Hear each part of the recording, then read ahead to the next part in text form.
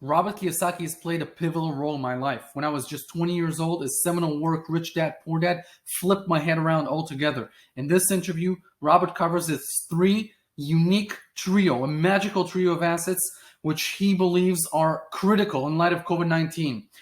Around the world, billionaires and tycoons of industry are sharing in his predictions that this is going to be a deep crisis, a very long recession stemming 2021, 2022, even 2023. Therefore, one, we've researched which other billionaires share in his convictions.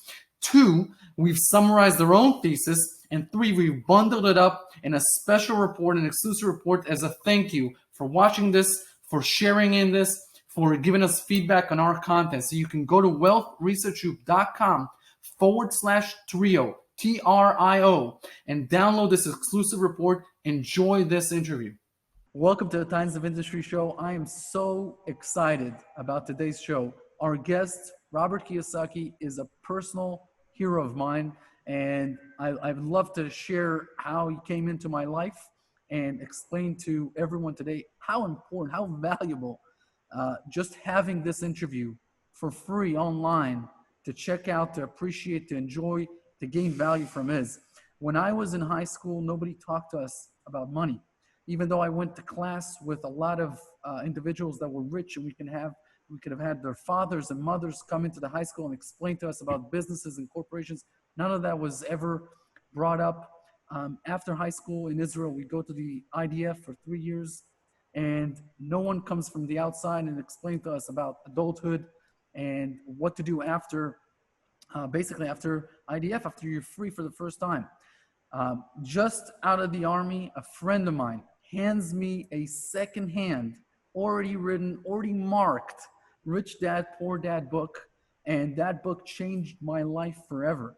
I not only was inspired by the book, but I acted on the book.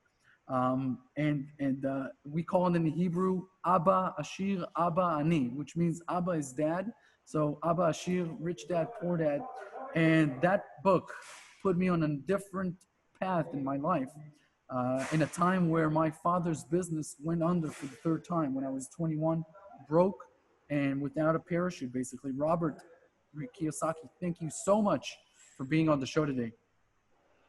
Well, thank you, because I have so much respect is really the word for the Israeli people.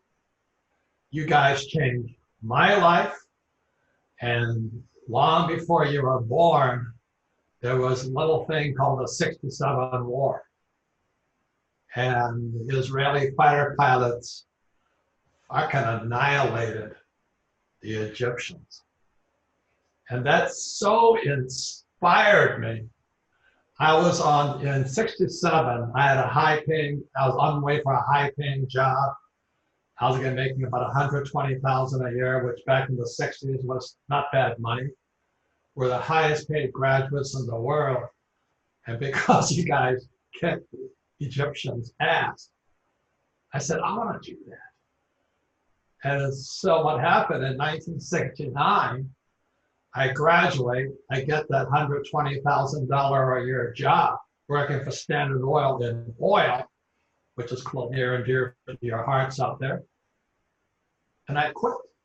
And I went to fly for the US Marine Corps. And it was one of the best decisions I ever made in my life. I went from making, probably $10,000 a month to $200 a month. But because of what you guys did, because of your fighter pilots, it so inspired me that it changed the whole direction of my life. Now, going to Vietnam also changed the direction of my life because I finally made it. I had to go 2 years of flight school. So I finally made it to Vietnam in 72. And just before that, Nixon had taken the dollar off the gold standard. So I was a helicopter pilot.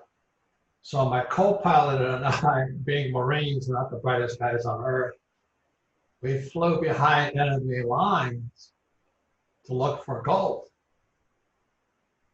Now, if I hadn't, if it hadn't been for the 67 war, I'd never been so stupid as to fly into North Vietnamese territory to negotiate a deal on gold. And today I own millions in gold just because I flew behind enemy lines and I talked to this little Vietnamese woman who didn't speak English. She had bright red teeth because she chewed betel nuts. And I tried to negotiate a deal. Gold had floated from 35 an ounce to 50 an ounce. And I thought because I was behind enemy lines, I get a discount. And she kicked my ass. I realized that I had gone to college and I didn't know anything about money. You know, I had my rich dad, I had my poor dad, but I really wasn't sure who the smart guy was. Was it my poor dad, you know, a PhD, or my rich dad, guy with not even a high school diploma? And so, again, if not for the whole sequence of events, the 67 war, flying for the Marine Corps, flying behind enemy lines, and having this Vietnamese woman kick my ass, I realized at that time, my poor dad, the PhD, is full of shit. The academics don't know crap, you know, and so that kind of being a Marine and not the brightest guy on earth, I said, why is it our school teachers are fucking poor and stupid? Now, again, this whole thing comes full circle. So I finally write Rich Dad, Poor Dad because I could see this crisis coming. I didn't know about COVID, but I knew the economy was going to collapse because I don't trust my government. I mean, I don't trust the Federal Reserve Bank. You know, you guys know what I'm talking about and all this stuff. And America is powerful because we have the most powerful military in the world. You know what I mean? It is a powerful military, like it or not. Yeah. And that's why I'm very grateful for having been trained by the U.S. Marine Corps, because I understand power. You know, I understand warfare. Yeah. But again, going back to the 67 war, you know, if I hadn't, not for you guys, I wouldn't be there. You know, and I've met with your leaders and all this stuff. But you have a tremendous heritage as a people. I do want to ask you a number of important questions about, first of all, about what's really near and dear to your heart and to myself as well. It relates to education. You're a champion of financial education. In your eyes, what is the cleanest, the ultimate value of financial education? Why is it so important to you that you've devoted your life to it? Well, it goes back again to the Vietnam. In 71, Nixon took the dollar off the gold standard. And when they did that, they basically cheated the entire world, the United States. Not to get into macroeconomics, but we were the reserve currency of the world. But more importantly, in 71, August 15th, 1971, the US could print as much money as it wanted. And that's why when you read Rich Dad and Poor Dad, lesson number one for Rich Dad is the rich don't work for money, because the US dollar is fake. And it could not keep up this fakeness if we didn't have the most powerful military in the world. Nobody would put up with that bullshit. So, and then the reason I became a gold bug is because of that little Vietnamese woman. I realized gold is God's money. You know, it was put here on earth with silver as real money. And so what reason financial education is important is because stocks, bonds, mutual funds, cash, savings, it's all fake. It's all manipulated. And so way back when, probably I was younger than you, I decided I had to get back to God's money, gold and silver. Today I have hundreds of millions of dollars in gold and silver. I don't care what my criminal country does. the Federal Reserve Bank, Wall Street, and all that, they've ripped off the world. And the only reason they can do that is because we are the most powerful military. I still love my country. I just don't trust it. So that's why financial education is important. I always assumed when I was growing up and trying to succeed in business that if I failed, that I simply haven't cracked it myself. I didn't look at the government and said, how can the government come in and fix something? A failure meant I need to buy another Rich Dad book.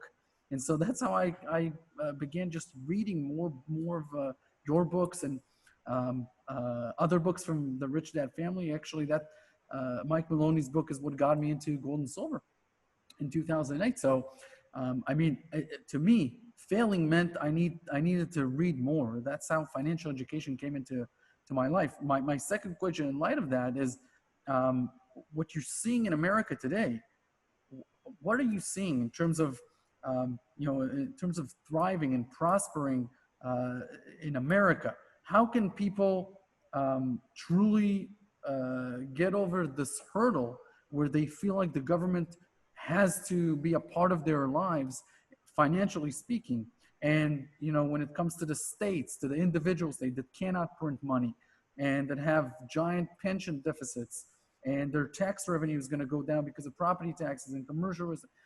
How is America going to climb its way through COVID-19 and beyond? What's the path that the country's going?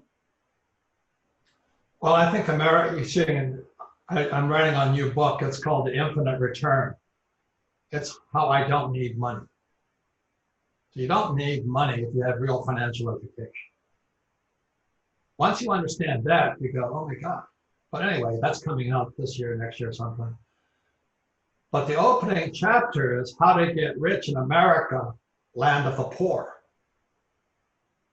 Because there are more poor Americans than ever in the history of the world. And as you know, your younger generation knows, well, first of all, our pensions Wall Street looted our pensions legally. That's why I was going to be a pilot for United Airlines, and they took the United Airlines pilots' pensions. They just steal from everything. The Fed, Wall Street, and the banks steal from everything because there's no financial education. If you understand that, you go, okay, got it. I'm dealing with the mafia or the Hezbollah, as you know, wherever you got to do. I just don't trust it. I deal with the CCP, the Chinese Communist Party. They're sons of the bitches. They're criminals. So once you know that, you become a warrior. I don't want to be needy. I don't want to. So I'm writing this book called America, Land of the Poor.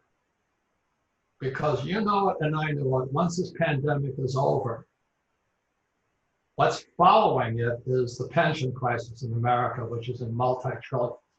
They've looted our pensions. Then following that is artificial intelligence. And that means all the college graduates are toast. And then comes driverless cars and driverless trucks. That's another 30 million jobs right there. And Uber Eats drivers. The idea of working is toast. So even after the pandemic is gone, the biggest problems will surface in America. So that's why I'm writing Infinite Returns, is because I don't need money to make money. But what I do is I convert my money into gold, silver, and Bitcoin. That's real. Gold and silver are God's money. Bitcoin is people's money. You can't mess with it. It's decentralized money. And I like the operating system behind it. So what I do is I talk to young people like you. And I don't care what you invest in and all this stuff, but you've got to know the problem is the money. In 1971, Nixon took the dollar off the gold standard. They screwed the world. And not for that little Vietnamese woman behind enemy lines. She was one of my good school teachers. You know, she just kicked my ass. She wouldn't give me a discount on gold. And she just laughed at me. You know, I'm like, you son of a bitch. So anyway, that's why financial education is important. You know, I was reading your thing you sent me. You've had a lot of financial education. You know, you use position sizing, this and that and this stuff like that, which is good because there's a million ways you can go to financial heaven. And what you're doing is looking for your way to go to financial heaven. And I've done the classes, I take courses constantly, I'm always studying, but I'm looking for the formula that works for me. You know, I don't have the stuff you talk about. I know you're a stock guy. I don't trust the stock market. I just stay out of it. You know, I can tell by your words, your language, and what you say, because I'm an old guy. But because I've done different courses. So I can tell a trader, I can tell an options guy, I can tell a foreign exchange guy, I can tell a real estate guy, you know, and all this stuff, just by the words. And so my message to everybody out there is financial education is really designed to have you find your path to heaven. You know, like, no offense, but I can kick your ass all day long. But I've had more financial education. I want to ask you about threats, Robert. Immediate threats to the U.S. economy. Obviously, with everything that's going on with COVID-19, there's never been another time in history where a government, or obviously in modern history, where a Western government has asked the population to close down businesses, to stay at home, to shut down everything, you know, to obviously damaging equity, employment, incomes, you know, business models in exchange for avoiding a potential healthcare crisis or a social crisis, etc. It is the real recession that will come from this, and obviously has been avoided because of all the stimulus and money and the fact that they've just replaced all the missed income up until now. This all ends in August. Then you have an election coming, so it's going to be a lot harder to put bipartisan, you know, stimulus plans together, etc. And the division in the country with everything that's going on. What are the common values that Americans still share right now in 2020 that this country can come together? It almost seems like, as a foreigner, that foreign people look at America almost like a purely economic machine and not a country anymore. It's sort of a hub of corporations that create wealth, but it's not a functioning country. I don't know how to describe it, but it's more, other countries are ethnic. So they have a lot of heritage and, you know, shared history. America is built on values and on some common ground rules. What are these ground rules that will make America escape COVID-19 and on the financial side? And what do you predict on the financial side in the next, you know, few months and year or two? How long will this hurt businesses and Americans, all, you know, 30 million Americans that are currently unemployed? America's finished. A democracy only lasts 200 years. It's over. 2016 it ended. So we're now becoming a Marxist society. So that's so 2020. You know, I'm writing my book, Infinite Returns. The 4th of July is the shift from capitalism to Marxism. And so I don't have much faith in, I'm still planning to get rich, like, you know, how to get rich in America, land of the poor. Americans were already poor. You know, now we have Black Lives Matter and All Lives Matter and people are protesting and all that stuff. And the reason is a lot of them know they're poor. They got screwed. They got screwed back in 1971 when Nixon took the dollar off the gold standard.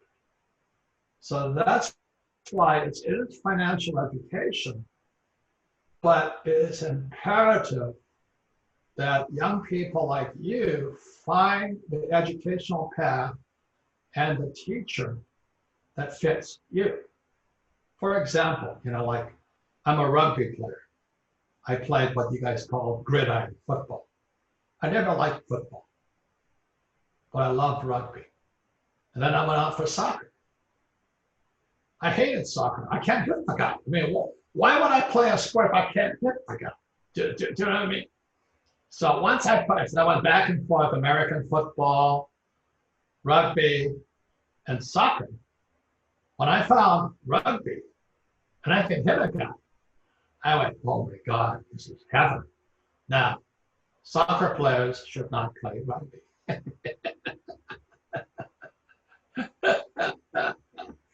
And the guys who play American football, they have a quarterback mentality, what I mean?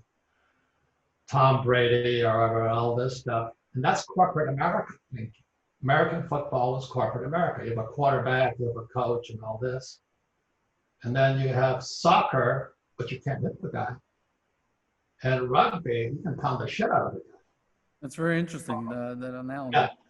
So my message to all of you is find that game, find that sport.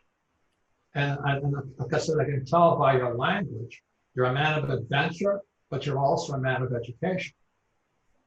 But I can also tell your education by the words you use. And like I said, once you understand infinite returns, I'll kick your ass. Because once you can get to the point where you don't need money, you're in a different league of human beings. I have a follow-up question to that. So the COVID-19 has exposed a lot of surveys and data and everything like that in America, where 40% of Americans don't have, more than $400 for medical emergencies. Ray Dalio talks about two Americas, basically one that is for the upper class and the rest of it. He also says in a cut of a random 1,000 people, the richest one of the 1,000 is richer than the combined bottom 900. A lot of Americans, investing to them is almost meaningless because they don't have the capital to be in real estate or the market, etc. For them, I want to know when you worked at Xerox, when you just started on your career, when you were just starting out, what were those skills that were important to you to jumpstart your life and then are still applicable today? In other words, what can help people in their careers, not in their investing adventures? Well, that's the reason I can kick so much ass, is because I'm an entrepreneur. I don't need money. I don't need a job. So my poor dad needed money, needed a job, needed a paycheck, needed a pension. So the reason I went to work for Xerox is to learn how to sell and then market and study. And I practiced like a wild man. Sales Dogs is the book from Rich Dad, correct? Well, that's what they call it. I call it communication. Do you know what I mean? Look at most school teachers. They can't communicate. They're boring people. On top of that, they don't know anything about money. On top of that, I think 98% of all school teachers are Marxists. They hate calculus. That's why I don't go into the school system. Do you know what I mean? I just stay out of it. I stay away from those people. And what Ray Dalio doesn't tell you, he's a very smart man, but he doesn't operate in the American banking system. He operates in the shadow banking system. The shadow banking system is where the money really is played. And the average guy doesn't know that. They go to the bank, they fill out papers, get a loan and all this. They go to the stock market. That's how I know you're a stock guy. I can tell by your language. I don't do those things. But it doesn't mean what you're doing is right or wrong, or what I'm doing is right or wrong. My message is find your teachers. You have YouTube today. I would scan that thing up one side and down the other, looking for the teacher that talks to you. I don't talk to many people because what I do, people cannot do. But that's because I went to work with Xerox, because I'm an entrepreneur, because I studied what's called an infinite return, and I don't need money. And I have millions in gold, silver, and Bitcoin. God's money and people's money. I will get to gold, silver, Bitcoin, but before I want to have the background to it. And the topic is debt. Obviously, debt has become an issue that can't be fixed. You can't raise taxes or cut government spending enough to balance the deficits. It's not that sort of a situation. You can either restructure, debase purposely, partially default. There are more extreme scenarios than we're accustomed to, at least in our lifetimes, and definitely in the United States.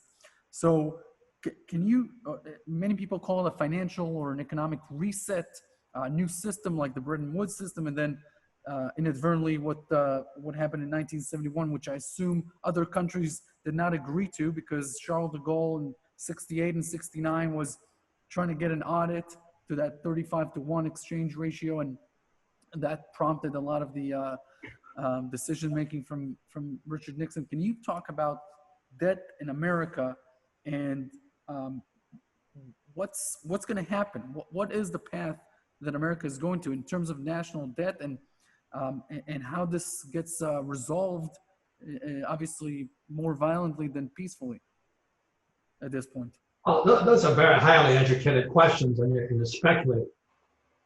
You know what I mean? You can guess. And I don't like to guess. That's why I trust my education. I don't give a shit about my government, I'll tell you that much. I don't trust them. You know, like I started a gold mine in China. The Chinese took it. That wasn't the Chinese people, it was a CCP, Chinese Communist Party. That's like I dealt with the mafia in America. I just don't want to deal with them. And I don't go to the stock market because that's the American mafia. But I have the education to stay out of it. And if I can leave you with that question, but it goes back to what you were saying, that why did I work with Xerox? So I could sell. I'm an entrepreneur. I don't need a job. I don't need a paycheck. I don't need a business. You got YouTube. You have more opportunity today than ever before. But America's going down. We're becoming, in July 4th, 2020, we became a Marxist country. You know, that's why you have guys like Bernie Sanders and AOC, Alexandria Ocasio-Cortez, and that Muslim woman, and the Democrats are taking over. We're finished. Every democracy ends in 200 years. So went 1776 to 2016. So the blacks are trying to rewrite history. They want to tear down our statues and all this. And I'm going, well, if that makes sense to you, if it makes sense to you. It doesn't make sense to me. So if I could, you know, for young people like you, all I'm saying is there's a million ways to financial heaven. Find the way that works for you. If it's a stock market, it's stocks, it's bonds, so be it. But there's a billion ways to financial hell.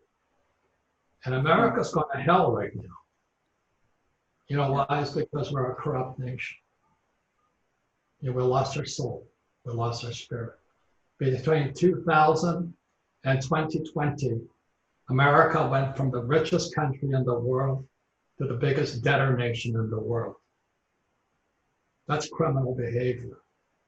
That's Ben Bernanke, Alan Greenspan, Ray Dalio's, Warren Buffett's, all those guys. But it's also our education system, who has they have no financial education. You know, they're Marxist. And I'm nothing wrong with Marx. You know, when I studied macroeconomics. Marx was not against capitalism. Marx was against the royals. He was against Princess Di, Prince Harry, Princess Meghan. He was against the feudal system. And what Marx said was that before there could be socialism or Marxism, which was the workers' utopia, where everybody was rich, there had to be capitalism. So we had to teach people capitalism. But unfortunately, that never got into the school system. Our school teachers are Marxists. They hate capitalism. If you know that, I mean, look at most school teachers. If they lose their job, they're toast. You look at it, what's happening in America is that our education system is under serious attack because, the kids want to go back to school, the parents want the kids to go back to school, but the teachers don't want to go back to school. And I just tweeted it. I said, what happens if you stop paying them? Maybe they go back to school, They're a bunch of communists. And I spent a lot of time practicing killing those people in Vietnam.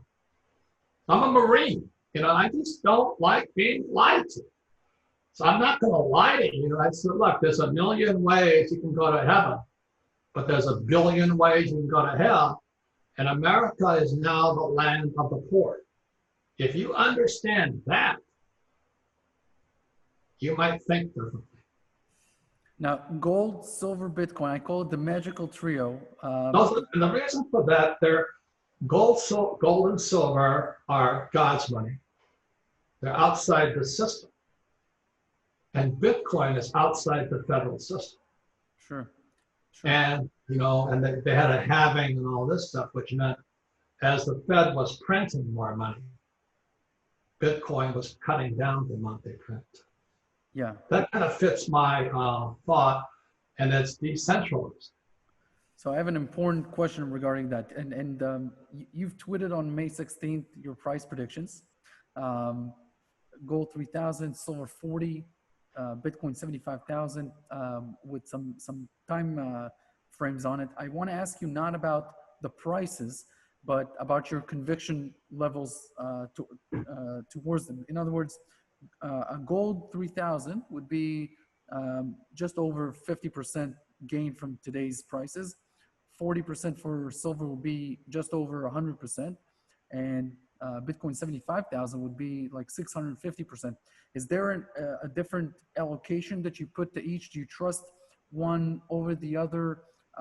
What is sort of your basis on how you diversify between the three, I would say? You're a very smart man. I'm not. You have no, we all have different minds. And I was always a class stupid one. In America, it's A, B, C, D, F. I was either C or F. I hated school. I'm not good at math. I mean, I've done my calculus, I've done all that stuff. I just never understood it. So being a simple, what I call C student, C stands for capitalist, I don't care about the numbers. I mean, I don't care about the ratios and all that. I just want to know how many ounces.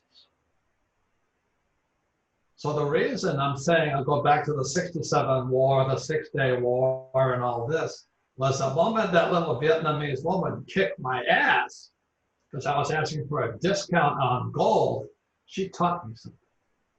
Sure. And ever since then, I've been acquiring gold and silver, and I didn't understand Bitcoin until I started looking into it.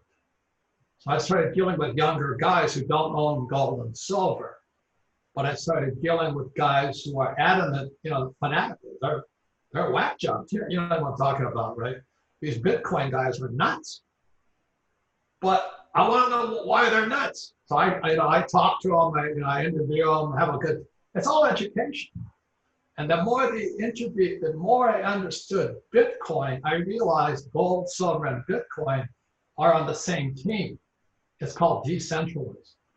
The Federal Reserve Bank, the New Yorkers, the banks of the world, they can't mess with us. So my gold, silver, it's not in the US.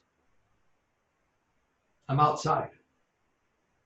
And so I don't understand the ratios and position sizing and all that stuff. I just know I got millions of ounces. And you know what? I'm a rich man. 1,000,000 ounces of gold in 100 years will still be 100 million ounces of gold. I don't know what it'd be worth. Yeah. But it's going to be worth more than the US dollar. That's for sure. And let me give you one more idea, okay? Just so I can tease you more. Sure. Because you're a smart guy. And I have tremendous respect for the Israeli people. Sure. Go ahead. You know, do you understand where you guys have been fucked? Do you understand that word in English? I couldn't hear you. Could you say again? Fucked. You've been fucked. Oh, okay. Okay, so every time I talk to these financial planners, you know, the experts in stocks, they always tell me to diversify. And I look at them and I go, so what does that mean? Well, you should buy the S&P 500. And all mom and pops who don't know shit, you know, oh, they work for Merrill Lynch or they work for this or, you know, they work for, they said to diversify. So I'm going to invest in the S&P 500. Well, I'll tell you how I look at it. You invested in 475 losers. Robert, I want to ask you a last question. You wrote 2 books with the sitting president. You wrote The Midas Touch and Why We Want You to Be Rich with Donald Trump. What skills? I don't know how closely you worked on the books and all of that, but what did you notice about Trump when you were working with him that you think helped him first win an election and then run a country for almost 4 years now? Well, Trump is a great man. You know, I'm honored. I worked with him for 8 years, but more importantly, I got to know his company and I got to know his sons, and they're outstanding people. You look at this guy, Biden. Biden's kid works for the Ukraine and for China. Trump's kids don't have to. So that's what I do know. And I would vote for Trump whether it's a Democrat or a Republican because I vote for the person. I have tremendous respect for him. The problem with Trump is he's a bully. And he picks on people he shouldn't pick on. Do you know what I mean? He tweets and dumps on people, all this. So we all have our flaws. And I think his flaw is picking on people that he doesn't need to pick on. Do you know what I mean? Do you think he'll get reelected? What's that? Do you think he has a chance to get reelected? I don't know. I mean, I hope he does, I mean, truthfully. But the people that hate him have grown in numbers. And there are rumors, which I don't really think is true, that it's, you know, this Black Lives Matters and Alexandria Ocasio-Cortez and COVID and all this stuff is a plot to get him unelected. I don't know about that. I mean, he's doing a good job unelecting himself. You know? He just opens his mouth, and he shouldn't say things as a president. Do you know what I mean? Yes, I understand completely. He should be more of a statesman. So that's my own influence. I'm going to vote for him. I hope he wins and all this stuff. But he's a good lesson, I think, for all of us. Sure. Is to talk straight, but don't put people down. Yeah. Yes, I understand completely. Robert, what is your latest book that's out there that is really important for everyone just to read? I have to say, since you're doing so much content on YouTube, it's unbelievable. And I haven't picked up a Kiyosaki book in 2020. So I have to fix this July and get one now, basically. And once we're off the air, I'll get one from Kindle. So what is the most important book right now for everyone to read? Well, there's a lot of books. I think the best teachers are on YouTube. And I really recommend people go and look for your teacher.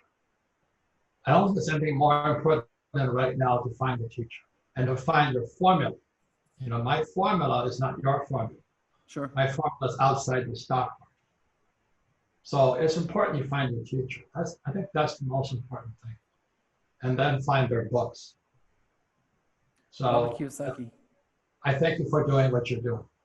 Thank you, sir. This was an honor and a real pleasure. And thank you very much for doing this.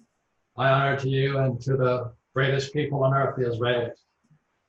Thank you. Sir.